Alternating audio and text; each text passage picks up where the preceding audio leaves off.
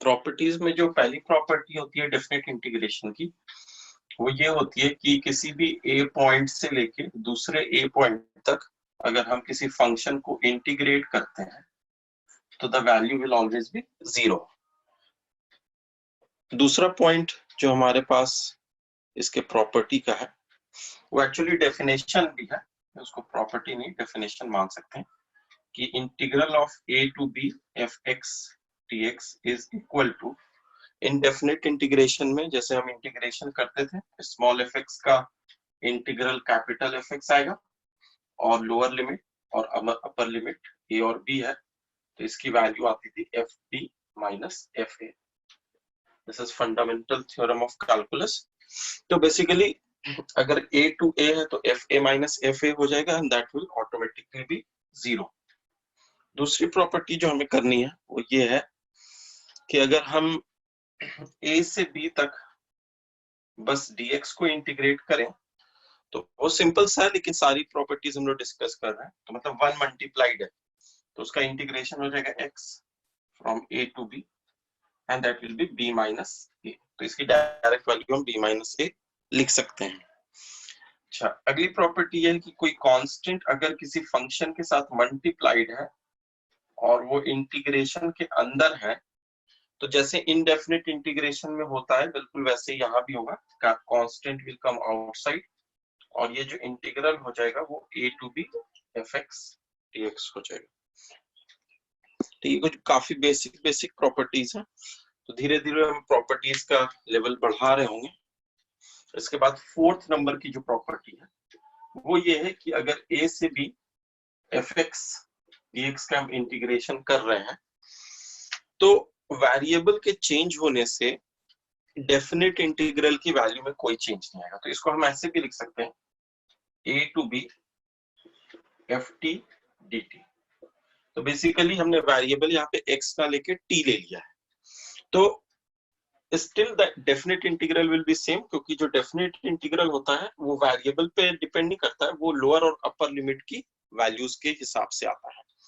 तो x लोगे तो भी उसमें x नहीं आएगा, t लोगे तो t भी नहीं आएगा, तो फाइनली जो है a और b की ही टर्म्स में आंसर आएगा।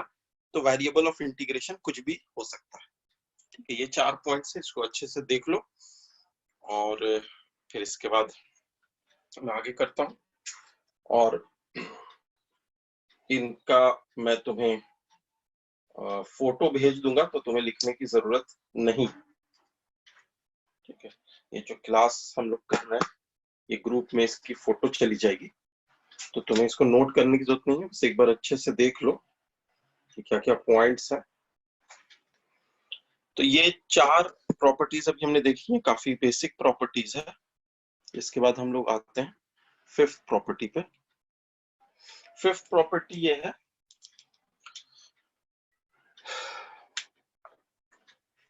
कि अगर हमारे पास अपर लिमिट और लोअर लिमिट को इंटरचेंज कर दिया जाए, अपर लिमिट अभी b है और लोअर लिमिट a है, अगर हम लोअर लिमिट को b कर देते हैं और अपर लिमिट को a कर देते हैं तो उस केस में क्या होगा, तो a to b f(x) dx और अगर मैं लिख रहा हूं b to a f(x) dx तो दोनों में क्या कोई रिलेशन होगा।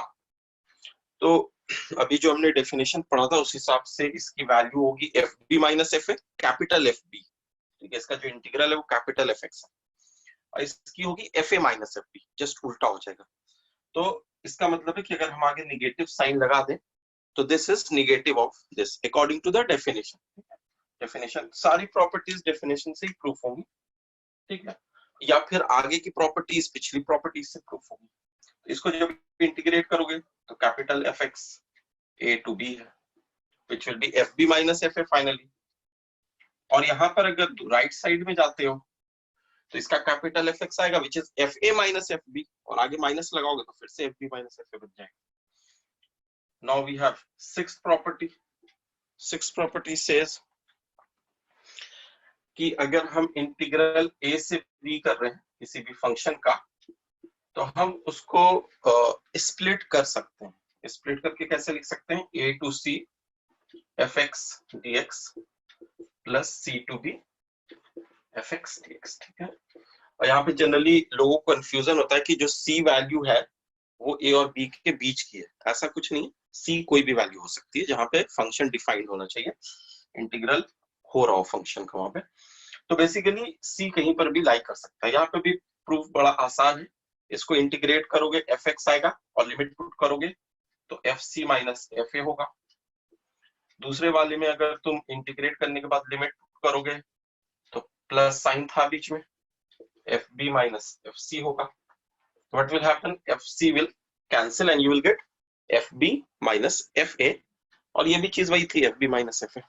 तो तुम इसको स्प्लिट कर सकते हो, इस प्रॉपर्टी का काफी यूज होता है, तो इस प्रॉपर्टी को अच्छे से समझ लो और इसको अप्लाई भी करना। कुछ पर्टिकुलर फंक्शंस में काफी ज्यादा यूज होता है, जैसे greatest integer function from 1 to 3। तो अगर 1 to 3 ग्रेटेस्ट इंटीजर फंक्शन दिया हुआ है, ठीक है, मैं एक सिंपल एग्जांपल दे रहा हूँ, कई बार और भी थोड़ा कॉम्प्लिकेटेड होता है। 1 to 3 तो ग्रेटेस्ट इंटीजर एक कॉन्जिक्यूटिव इंटीजर्स के बीच में कांस्टेंट होता है, तो इसको अगर हम तोड़ कैसे लिखते हैं, 1 to 2 greatest integer of x dx plus 2 to 3 greatest integer of x dx। So this is correct according to this theorem. और अब इसके बाद इसका आंसर निकालना आसान है, क्योंकि greatest integer of x between 1 and 2 1 होगा, तो this is integral of 1 dx from 1 to 2। और जो दूसरा वाला है वो 2 से लेकर 3 तक जब x की वैल्यू होती है तो उसका ग्रेटेस्ट इंटीजर 2 होता है, तो this will B 2 dx from 2 to 3।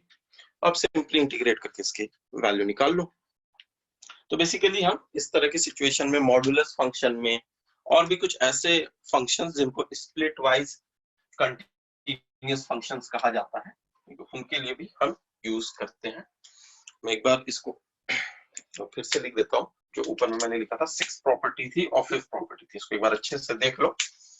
5th property was a to b fx dx is equal to minus b to a fx dx। इसके प्रूफ में हम क्या कर रहे थे, ये फाइनली fb माइनस fa आ रहा था, और ये जो आएगा fe माइनस fb आएगा, तो उसका निगेटिव हो जाएगा। तो इसको एक बार समझ लो, देख लो।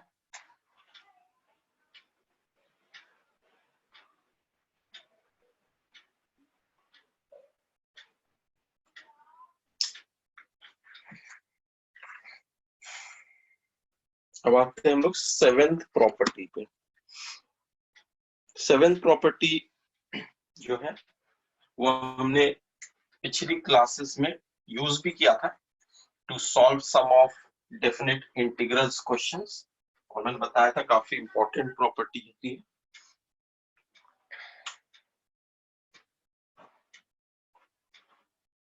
Seventh property is a to b fx dx is equal to a to b f of a plus b minus x dx, ठीक है। इसी का एक स्पेशल केस भी होता है, that is a special case, कि अगर हम नीचे में 0 ले लें ऊपर में a ले लें तो हमें कुछ अलग नहीं करना है, यही काम यहाँ भी करेंगे, 0 to a। अब 0 प्लस a होगा, f of a minus x dx हो जाएगा। तो दिस इज इंपॉर्टेंट प्रॉपर्टी, इसको प्रूव करना कोई बड़ा काम है नहीं, यहाँ पे तुम सब्स्टिट्यूशन यूज करके इसको प्रूव कर सकते हो, ठीक है। जैसे ये राइट हैंड साइड को अगर तुम देखते हो तो दिस इज इक्वल टू, अगर हम a plus B minus X को t सपोज कर ले तो what will happen, this will be f of t and dx will be minus dt, क्योंकि इधर माइनस dx होगा, माइनस उधर ले जाएंगे तो minus dt। And if we have lower limit a तो a पुट करने पे t की वैल्यू b आएगी, और जब हम अपर लिमिट b पुट करेंगे x की जगह तो t की वैल्यू b भी कैंसिल होकर a आएगी। इसको कह सकते हैं a to b ft dt। Now from the property which we already studied, a variable of integration कुछ भी हो सकता है, this is a to b fx dx भी लिख सकते हैं। तो फाइनली ये जो राइट हैंड साइड था उसको हम लेफ्ट हैंड साइड के बराबर प्रूफ कर सकते हैं। ये एक इंपॉर्टेंट प्रॉपर्टी है और इसका यूज काफी ज्यादा होता है, अगर कहा जाए तो सबसे मोस्ट यूज प्रॉपर्टी यही होती है।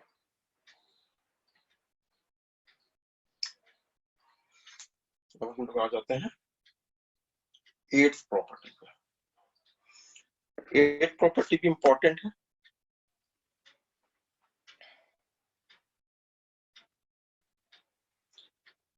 तो बेसिकली 8th प्रॉपर्टी में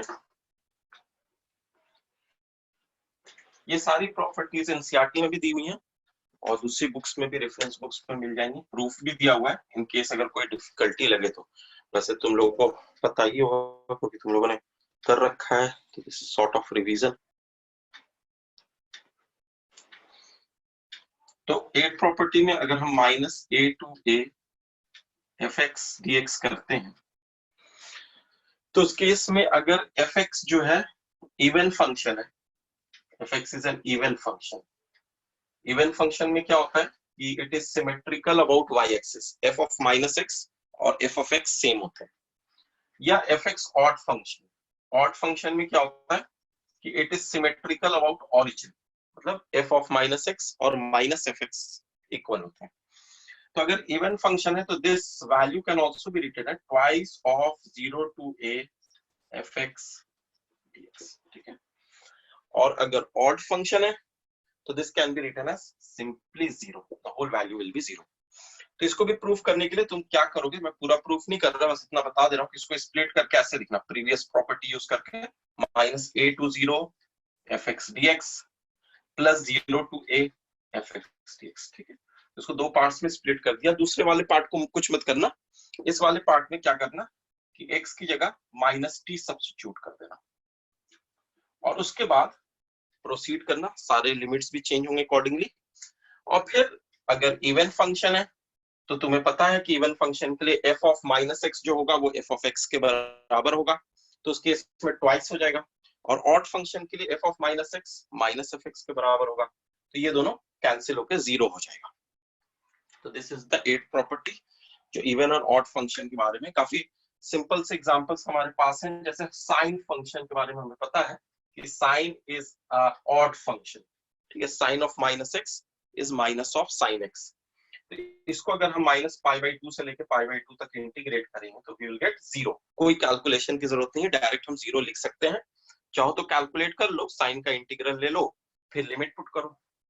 अगर कॉस को हम इंटीग्रेट कर रहे हैं 0 से माइनस पाई बाई 2 से लेकर पाई बाई 2 तक, तो कॉस के बारे में हमें पता है कि it is an even function because cos of minus X is cos X. तो इसको ट्वाइस ऑफ 0 से लेकर pi by 2 cos X dx लिखा जा सकता है। फिर आगे आप इंटीग्रेट करके लिमिट पुट कर दो। तो there are many functions which are odd और इवन, उस सिचुएशन में हम इसको यूज करते हैं। हाँ, जो फंक्शन ना ऑड है ना इवन है तो उसमें ये कोई प्रॉपर्टी अप्लाई नहीं होगी, 8th प्रॉपर्टी अप्लाई नहीं होगी, उसमें तुम्हें नॉर्मल कैलकुलेशंस और मेथड लगा के इंटीग्रल निकालना पड़ेगा। अब हम लोग आ जाते हैं 9th प्रॉपर्टी पे। 9th प्रॉपर्टी भी एक इंपॉर्टेंट प्रॉपर्टी है अबाउट डेफिनेट इंटीग्रल्स, और इनका एप्लीकेशन काफी इंपॉर्टेंट है। इन सबको अप्लाई करते रहो तब प्रैक्टिस रहेगी। 0 to 2a fx dx is equal to 0 to a fx dx plus 0 to a f of 2a minus x dx. So this is again a very important property जिसमें हम इसको ऐसे लिख सकते हैं, ठीक है। फॉर एग्जाम्पल हमारे पास दिया हुआ है 0 to pi sin x dx, तो in that situation we can write 0 to pi by 2 because 2a is pi, so a is pi by 2. Function is sin x and again 0 to pi by 2. Now the function is sin, but you have to write 2a minus x. What is 2a? Pi. So sin pi minus x dx. और sin pi minus x की value सबको पता है क्या होती है by trigonometry, sin x होती है। तो ये दोनों सेम हो गए, तो ये बन जाएगा 2 times 0 to pi by 2 sin x dx. So this is how we can apply this property, ठीक है। तो इसका एक corollary भी कह सकते हो, स्पेसिफिक केस कि f of 2a minus x is equal to fx, जैसा कि यहाँ पे साइन के केस में तुम्हें दिखा, sine of pi minus X is sine X. तो उस केस में ये जो इंटीग्रल होगा इसको हम twice of 0 to a fx dx लिख सकते हैं, जैसे यहाँ पे लिखा भी था कैलकुलेट करके। तो हमें कैलकुलेट नहीं करना पड़ेगा, हम डायरेक्ट लिख देंगे। और अगर f of 2a minus x minus F x है तो दोनों टर्म कैंसिल हो जाएंगे एंड इंटीग्रल विल बी 0। और अगर इन दोनों में से कुछ भी नहीं है तो just simply apply this formula and proceed. ये दोनों एक पर्टिकुलर केस हो गए कि f of 2a minus x जो है f ऑफ x के बराबर है, या f ऑफ 2a माइनस जो x है वो माइनस एफ एक्स के बराबर है। तो ये कुछ केस हो गए, लेकिन ऐसा जरूरी नहीं कि f of 2a minus x F x या माइनस एफ एक्स ही होगा, कुछ भी हो सकता है। तो उस केस में हम नॉर्मल प्रोसीजर लगाएंगे, ये केस नहीं लगाएंगे। तो ये कुछ पर्टिकुलर सिचुएशन में सिंप्लीफाई करने के लिए हम यूज कर रहे हैं, तो वहां पे इसको लगा सकते हैं फॉर्मूले को, जो उसका एक सब पार्ट कहा जा सकता है। लेकिन मेन फॉर्मूला ऊपर वाला है, वो याद रखना ज्यादा जरूरी है। नीचे वाला अगर दोनों याद नहीं भी रखते हो तो ऊपर वाले से तो तुम कर ही लोगे, क्योंकि अभी जो साइन वाला हमने क्वेश्चन किया है उसमें तो हमने ऊपर वाले ही से किया था, ऑटोमेटिकली आ गया था। फिर उसके बाद हम लोग आ जाते हैं 10th प्रॉपर्टी में, जो कि पीरियोडिक फंक्शंस के बारे में है। 10th प्रॉपर्टी इंपॉर्टेंट है। वैसे इसका यूज जो होता है वो बेसिक क्वेश्चंस में कम होता है, थोड़ा डिफिकल्टी अगर क्वेश्चन की बढ़ती है तब इसका यूज ज्यादा देखने को मिलता है। तो इसमें ये है कि मान लो कि कोई फंक्शन है F x which is periodic and its fundamental period with fundamental period is equal to capital T। सबको पता है पीरियोडिक फंक्शन क्या होता है, जो रिपीट कर रहा हो, और फंडामेंटल पीरियड वो पॉजिटिव वैल्यू होती है जो सबसे छोटी हो और उसके बाद वो रिपीट करता हो। जैसे साइन के केस में 2 पाई होता है, कॉस के केस में 2 पाई होता है, टैन के केस में पाई होता है, सिग्नम फंक्शन के केस जो greatest fractional part of x function होता है उसके केस में जो पीरियड होता है वो 1 होता है। हर एक इंटीजर के बाद फ्रैक्शनल पार्ट रिपीट करता है अपने आप को। तो अगर हमारे पास 0 to mt दिया हुआ है, ठीक है, मतलब कि 0 to t, then t to 2t, then 2 to t to 3t, इस तरीके से 0 to mt तक इंटीग्रेट किया गया फंक्शन को। तो इसको हम डायरेक्टली लिख सकते हैं कि 0 से लेके t तक इंटीग्रेट कर दो और उसको m से मल्टीप्लाई कर दो, क्योंकि पीरियोडिक है। अगर m टाइम्स हम उसको लेंगे तो इससे अच्छा है कि हम एक बार लें और जो वैल्यू आ रही है उसको m से मल्टीप्लाई कर दें, ठीक है। तो इसको भी प्रूव कर सकते हो by the help of the property. इसको स्प्लिट करना 0 to t, t to 2t, 2t to 3t, so on. उसके बाद कुछ वो लगाना सब्स्टिट्यूशन, और फिर यूज कर लेना कि it is a periodic function. तो पीरियोडिक फंक्शन का मतलब है कि f of x plus rt जो होता है वो f ऑफ x के बराबर होता है। r is a positive integer, ठीक है। तो f of x plus rt F x के बराबर होता है, इसको यूज कर लेना। आई होप कर लोगे। अगली जो प्रॉपर्टी है प्रॉपर्टी नंबर 11, उस पे आ जाते हैं। Property number 11 says that we have, ये भी पीरियोडिक के ऊपर ही है कि a प्लस एन टी से लेके b प्लस एन टी तक हम अगर फंक्शन को इंटीग्रेट कर रहे हैं तो इसको हम सीधे सीधे लिख सकते हैं, क्योंकि एन टी और एन टी कॉमन है और ये पीरियोडिक फंक्शन है विद द पीरियड टी, हम इसको सीधे सीधे लिख सकते हैं a to B f of x dx। ये भी प्रूफ हो जाएगा आसानी से, it is not so difficult. तो ये प्रॉपर्टी एक इंपॉर्टेंट प्रॉपर्टी है। फिर हम थोड़ी सी डिफिकल्ट सेट ऑफ प्रॉपर्टीज में अब आएंगे। यहां तक हमारे पास नॉर्मल प्रॉपर्टीज थी जो कि बोर्ड में आती हैं, ठीक है, और जेईई मेंस में भी अगर क्वेश्चन आता है तो मोस्टली इन्हीं प्रॉपर्टीज पे आता है। लेकिन कुछ प्रॉपर्टीज हैं जिससे डिफिकल्ट क्वेश्चन आ सकता है और कभी कभी रेयरली उससे भी क्वेश्चन आ जाता है मेंस में, और एडवांस में तो आने के चांसेस हाई रहते ही हैं। तो let us come to the property number 12। तो प्रॉपर्टी नंबर 12 जो है वो ये है कि अगर हम किसी फंक्शन को इंटीग्रेट कर रहे हैं a टू b और उसके बाद उसका मॉडुलस ले रहे हैं, मॉडुलस मतलब उसकी एब्सोल्यूट वैल्यू, पॉजिटिव वैल्यू, या हम फंक्शन को का पहले मॉडुलस ले लेते हैं और फिर उसे इंटीग्रेट करते हैं फ्रॉम ए टू बी। तो इन दोनों में क्या रिलेशन हो सकता है? तो पहले हमें पता होना चाहिए, जो हम लोग एरिया अंडर द कर्व में भी पढ़ेंगे, geometrical meaning of definite integration from A to B. इसका क्या ज्योमेट्रिकल मीनिंग होता है, ये हमें जानना जरूरी है। तो बेसिकली अगर हम फंक्शन ले रहे हैं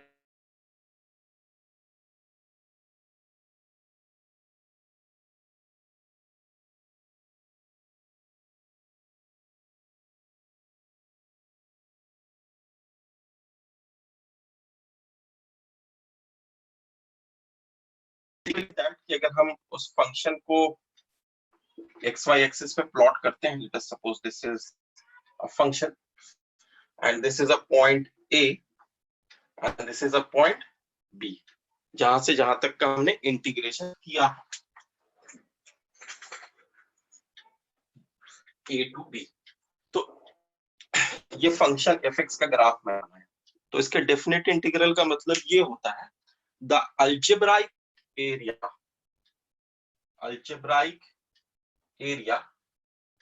which it encloses with x axis के साथ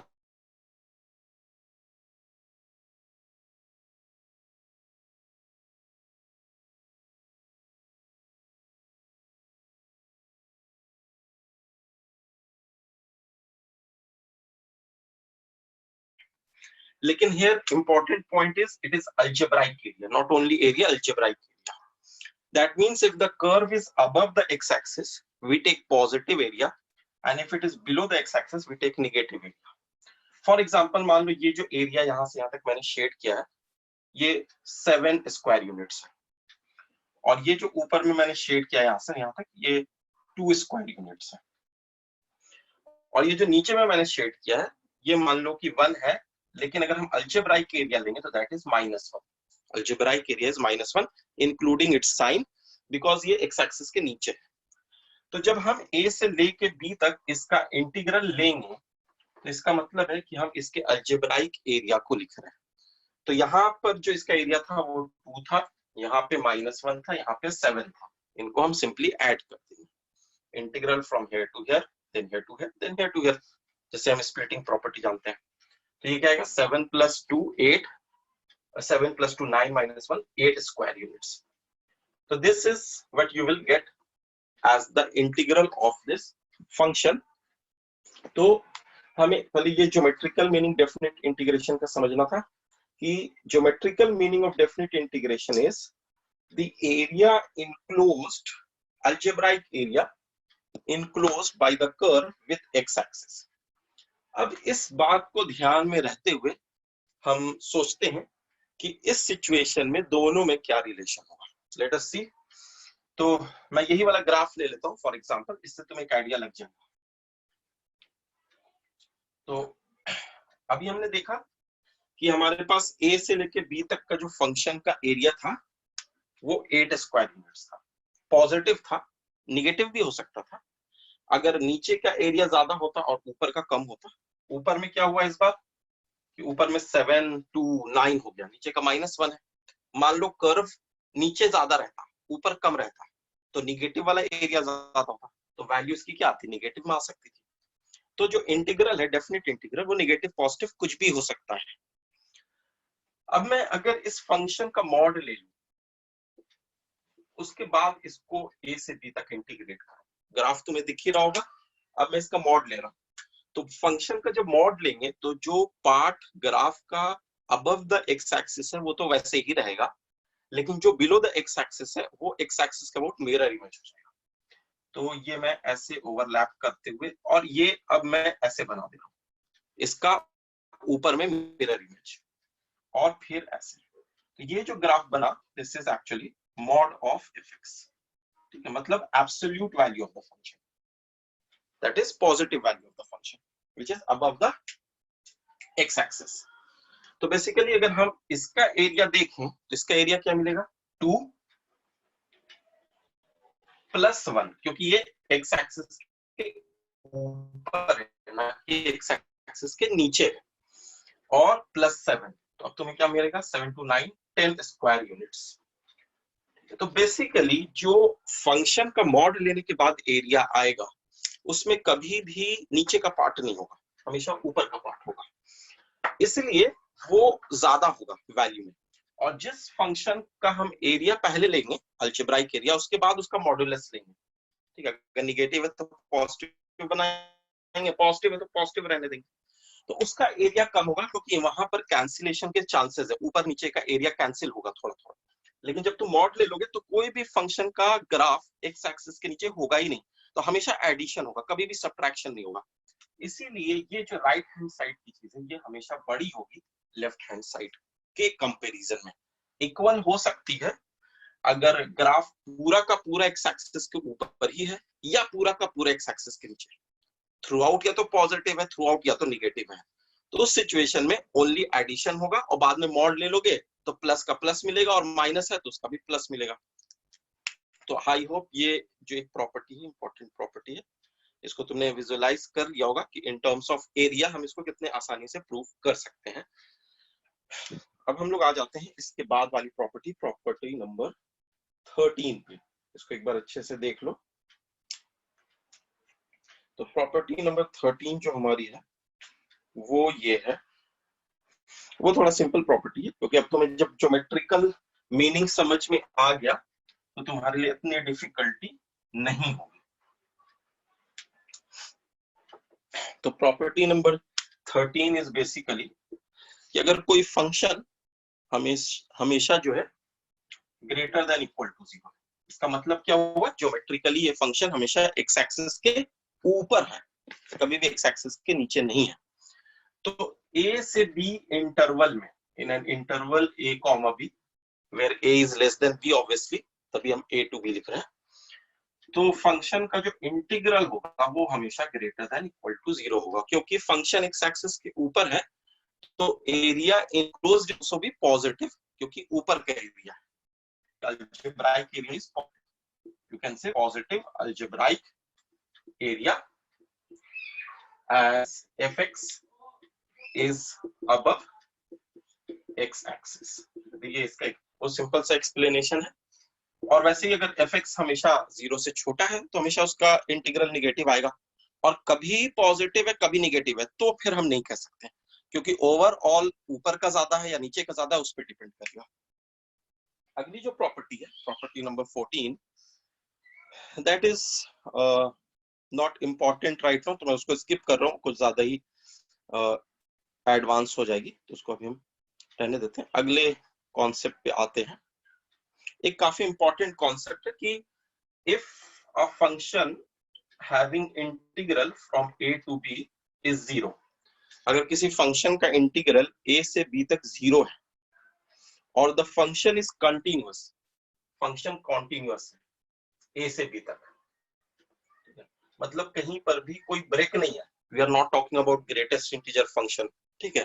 ग्रेटेस्ट इंटीजर फंक्शन में क्या होता है, ब्रेक होता है अगर हम दो कॉन्जिक्यूटिव के बाहर का एरिया ले लें, तो इट इज कॉन्टिन्यूअस फंक्शन, कहीं पे कोई ब्रेक नहीं है और उसका इंटीग्रल a से b के बीच में 0 है। तो तुम्हें ये स्ट्राइक करना चाहिए कि a से b तक इंटीग्रल अगर 0 आ रहा है तो उस केस में कुछ पॉजिटिव एरिया होगा कुछ निगेटिव एरिया होगा, तभी जाके कैंसिल होकर 0 आया होगा, नहीं तो 0 आने के लिए ओनली पॉजिटिव एरिया से या ओनली निगेटिव एरिया से 0 आएगा नहीं। और फंक्शन है कॉन्टिन्यूअस भी, कहीं पे टूट भी नहीं रहा है, तो सिंपल सा मतलब ये है कि a से लेके b तक, एक सिंपल सा मैं सिचुएशन यहाँ पे बना रहा हूँ, a से लेके b तक इस ग्राफ को हम ऐसे प्लॉट कर रहे हैं कि जितना हमें पॉजिटिव एरिया मिलेगा उतना ही हमें निगेटिव एरिया भी मिलेगा, तो टोटल अलजेब्राइक एरिया जो हो जाएगा वो 0 हो जाएगा। So the total algebraic area is 0। तो टोटल अलजेब्राइक एरिया इज 0। तो क्यों, क्योंकि कुछ पॉजिटिव एरिया आया कुछ नेगेटिव एरिया आया, तो इससे हम एक कंक्लूजन निकाल सकते हैं कि there exist at least one real root of fx is equal to 0 in a comma b। The function का जो ग्राफ है वो कहीं ना कहीं तो एक्स एक्सिस को कट करेगा, क्योंकि बिना कट किए तो क्रॉस कर नहीं सकता है, क्योंकि फंक्शन कंटिन्यूअस है, बीच में ब्रेक तो हो नहीं रहा है। तो अगर कहीं पर भी कट करेगा तो वो वैल्यू जो होगी that is the zero of the function, क्योंकि वहां पे फंक्शन की वैल्यू जीरो हो रही है। तो दिस इज अ प्रॉपर्टी कि अगर कोई इंटीग्रल a से b तक हम किसी फंक्शन का ले रहे हैं और वो जीरो आ रहा है और वो फंक्शन कॉन्टिन्यूअस है, कहीं पे ब्रेक नहीं है, तो उस फंक्शन का एक रूट होगा, at least one root, more than one भी हो सकता है, एक बार से ज्यादा बार भी कट करके जा सकता है, एटलीस्ट वन रूट होगा such that the function is zero, because simply graphically the function has to cut the x axis, और जहां पे भी वो कट करेगा वो जीरो हो जाएगा उसका। तो ये कुछ प्रॉपर्टीज हैं जो मैंने तुम्हें बताई है, 14 प्रॉपर्टीज। मैं ये तुम्हें भेज भी दूंगा अभी ग्रुप पे, तो तुम्हें एक आइडिया लग जाएगा कि बेसिकली प्रॉपर्टीज कैसी हैं, और उनका प्रूफ भी ऑलमोस्ट हमने कर लिया। एक दो प्रॉपर्टी का प्रूफ नहीं किया, वो तुम्हें बता दिया, तुम कर लोगे अपने से। तो अभी हम लोग इस सेशन को एंड कर रहे हैं, फिर मैं नेक्स्ट सेशन अभी 2 मिनट के बाद स्टार्ट कर रहा हूँ, उसमें तुम्हारे भेजे हुए डाउट्स डिस्कस करूंगा और कुछ और प्रॉब्लम्स भी हो सकता है डिस्कस करूं। तो 2 मिनट पे फिर से मैं इनवाइट करूंगा, तुम लोग ज्वाइन कर लेना। Thank you.